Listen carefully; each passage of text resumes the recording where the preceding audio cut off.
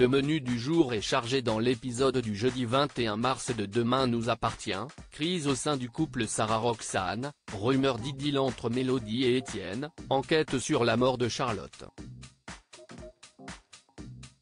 Tout ce qui vous attend. Jeudi 21 mars 2024 dans Demain nous appartient. Au lendemain de la séparation entre Manon et Nordine, les émotions sont encore à fleur de peau à 7. Entre le lancement d'une fausse rumeur, l'enquête sur le meurtre de Charlotte qui se poursuit et les aléas du couple Sarah-Roxane, Demain nous appartient en avance, une folle rumeur sur Mélodie et Étienne alors qu'ils viennent de terminer leur footing du matin, Mélodie et Étienne échangent des amabilités. Le sujet d'Orient arrive alors dans la conversation. Son père s'inquiète, son fils a arrêté ses études, il voit la vie en noir. Un peu plus loin, Lilou est témoin de la conversation. Elle les voit résolument proches, échangeant sourires et petits gestes. Au lycée, la jeune fille va voir Jack et Ryan, elle leur glisse qu'elle a surpris Mélodie et Étienne plus tôt dans la journée, en mode flirt.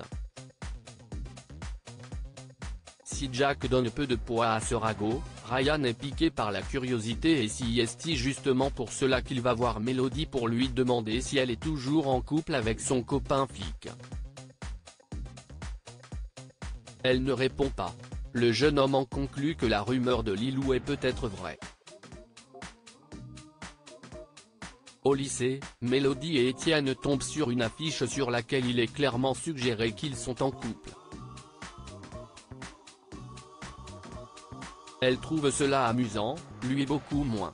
Peu de temps après, ils prennent entre quatre yeux Ryan et lui demandent de faire cesser cette rumeur séance tenante.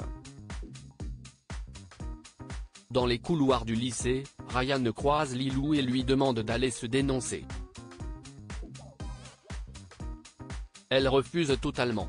Demain nous appartient en avance, Sarah s'excuse auprès de Roxane chez Sarah et Roxane, la tension est encore à son comble au petit matin. La première sent bien que la seconde est jalouse et a du mal à lui faire confiance. Un peu plus tard dans la journée, Sarah se confie à Bart. Elle a très peur de voir sa moitié tomber dans les bras d'une autre. Au même moment, Roxane parle avec Adeline, qui lui avoue sans ambiguïté son attirance. Mais elle est rembarrée aussi sec. En fin de journée, à la maison, Sarah s'excuse auprès de Roxane.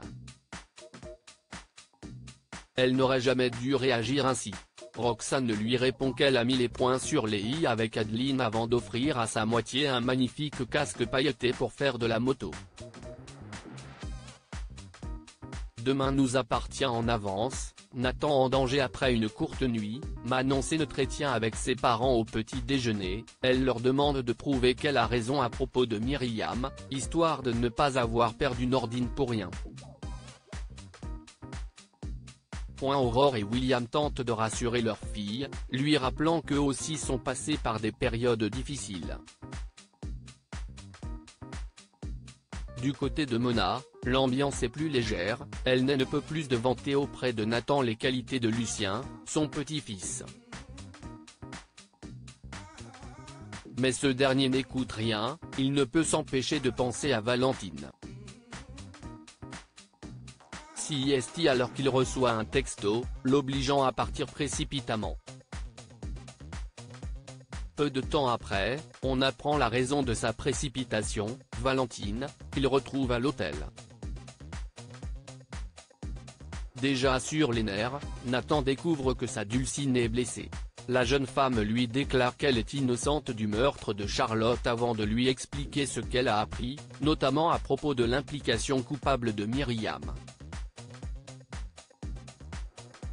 Elle finit par lui révéler que les preuves incriminant Myriam se trouvent à la gare maritime. Résolu à l'aider et ayant peur pour Valentine, Nathan décide de s'y rendre. Au même moment, au Spoon, Myriam surprend justement un vif échange entre Mona et Bart à propos de Nathan.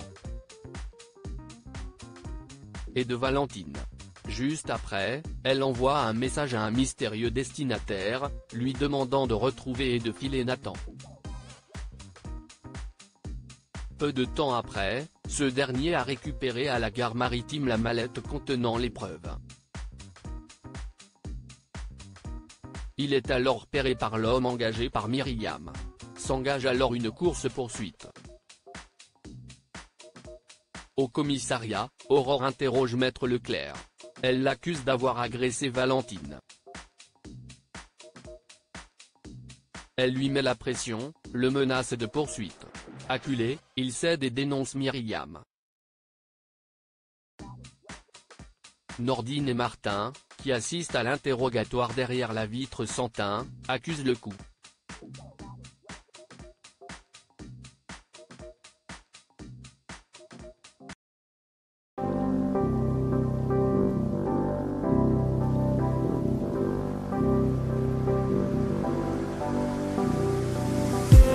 I just need